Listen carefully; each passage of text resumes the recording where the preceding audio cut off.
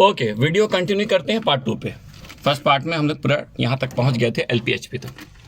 तो मैंने ये बताया था ये आपका नॉर्मली क्लोज होना चाहिए, तभी ये आउटपुट देगा कंप्रेसर कॉन्ट्रैक्टर को, ब्लोअर कॉन्ट्रैक्टर को और फैन कॉन्ट्रैक्टर को। ये किसी भी वजह से अगर वो NO हो गया वो आउटपुट नहीं देगा। और जब ये NO हुआ तो यहाँ पर ये लाइट आपका जो ये orange light, yellow light, red light blink करेगा। सॉरी, ये ऑरेंज लाइट और येलो लाइट ब्लिंक करेगा। ये ब्लिंक नहीं करता है, ये मतलब फिर बताएंगे इसके ऊपर, फिर बात तो लंबा चौड़ा हो जाता है ना कि हाँ, तो एक पॉइंट ओके। और दूसरी बात, अब इसमें भी 2-3 तरह का वायरिंग होता है। एक तरह का जो ये वायरिंग किया हुआ है, ओके। अब इसमें 2 कंप्रेसर है, 2 LP है, 2 HP हो गया। एक वायरिंग ये है सिंपल में समझने के लिए कि LP का 2 वायर ला के यहाँ पर डाल दो। कहाँ पर? यहाँ पर 2। ये समझाने बात को समझने की कोशिश करो।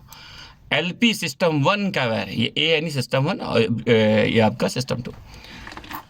LP का 2 वायर ला के यहाँ देखो PCB में लिखा हुआ LP1 LP2 करके। यहाँ पर ऊपर में HP1 HP2 गौर करोगे तो दिखेगा। ऊपर वाला HP1 है, उसके बाद HP2 LP1 LP2। तो एक वायरिंग ये है कि LP का 2 वायर डायरेक्ट लाके आप यहाँ पर लाके दे दो। जैसे LP क्लोज रहेगा तो यानी सब नॉर्मल है, ओके है। LP2 का वायर लाके दोनों यहाँ नीचे लगा दो जहाँ LP2 लिखा हुआ है ना, LP2 लिखा हुआ। HP1 का वायर 2 यहाँ लगा दो। HP2 का वायर 2 यहाँ पे 2 वायर जो आएगा आप HP का नॉर्मली क्लोज वो लाके हटा दो। ये एक वायरिंग हो गया। लेकिन यहाँ पर फैक्ट्री ने थोड़ा सा डिफरेंट वायरिंग किया है और फैक्ट्री ने सही वायरिंग किया है, ओके। अब जैसे फैक्ट्री ने क्या किया है, ऊपर का जो दोनों है यानी कि ये 1 2 यानी कि ये दोनों को इस पर जंपर लगा दिया, यहाँ पर भी जंपर लगा दिया। अभी हमारा बचा 2 LP 2 HP और हमारा 4 पॉइंट था, 2 LP और 2 HP। तो उसने क्या किया, उसने कुछ इस तरह से किया।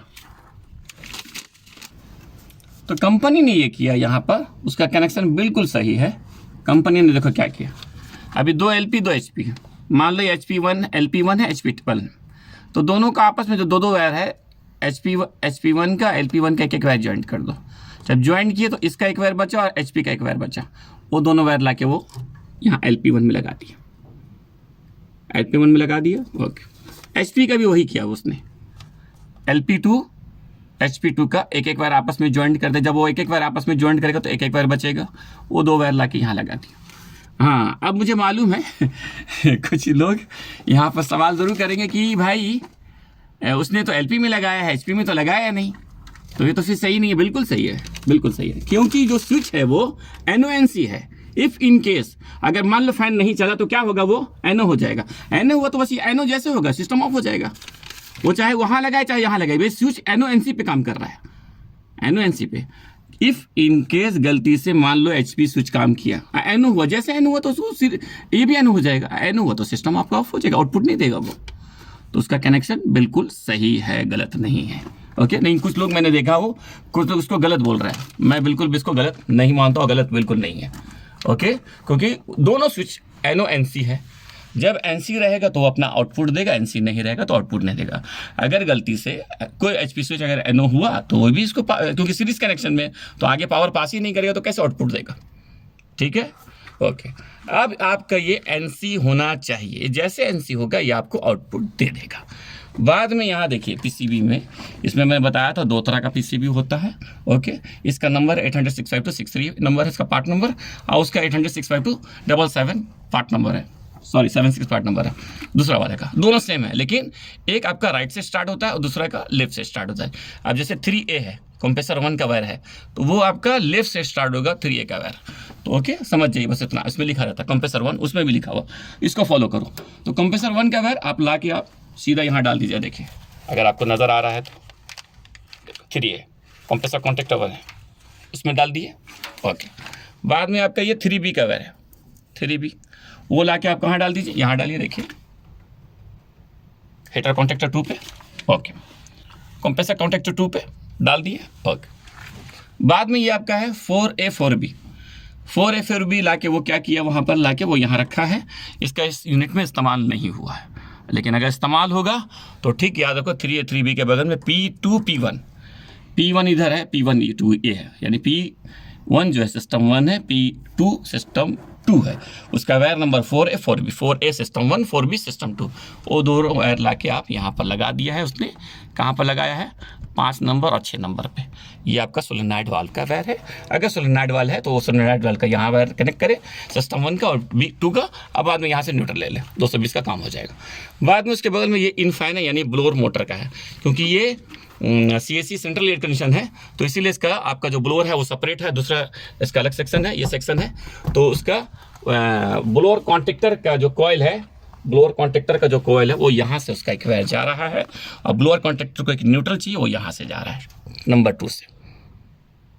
ओके, यहाँ से न्यूट्रल लिया, यहाँ से फेस लिया। ओके, बाद में यहाँ बचा है आपका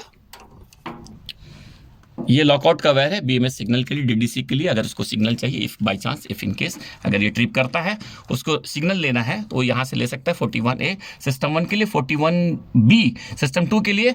जब ये ट्रिप करेगा तो न्यूट्रल लाइन से 220 दिखाएगा। ओके, अब यहाँ पे एक बचा फैन का। फैन का इसने वायर लगाया नहीं है यहाँ पर। अब ये क्या है? ये भी सही है। फिर मैंने बोला ये 5-6 टाइप का वायरिंग होता है, ये एक टाइप का वायरिंग है, लेकिन वो मुश्किल नहीं है, सबको ओके है। ओके, तो यहाँ पर उसने फैन का वायर नहीं लगाया है, जो नॉर्मली लगाता है, कुछ मॉडल में, कुछ में नहीं लगाता। तो कहाँ से लिया है? सेम ये फेस ही लाइन है, फेस लाइन है। अब यहाँ पर देखो, न्यूट्रल दिया, इसको फेस चाहिए, फेस वो यहाँ से लिया है। कहाँ से? 3A 3B से लिया है। हाँ, 3A कहाँ पर? डायरेक्ट वो कॉन्ट्रैक्टर में नहीं जा रहा, वो यहाँ आ रहा है नंबर 7 में। 3B डायरेक्ट वो 8 में आ रहा है, 8 में आ रहा है। तो वहाँ से ही 3A उठा के कंप्रेसर 1 को और 3B उठा के कंप्रेसर 2 को दिया। तो वहीं से इस फैन को पावर लिया गया है। वो 3A 3B नंबर रखा है, लेकिन वो एक्चुअली 12 नंबर है, 12 नंबर है।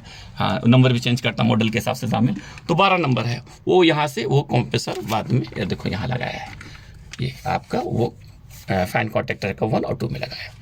तो ये सिस्टम और सिस्टम 2, यही इसका वायरिंग है। ये एक वायरिंग है, लेकिन थोड़ा बहुत आपको चेंजिंग मिलेगा मॉडल के हिसाब से, तो परेशान होने की जरूरत नहीं। आप इसी वायरिंग से अपना सिस्टम चला सकते हैं। ओके, होप है कि लोगों को समझ में आया हो। Thank you.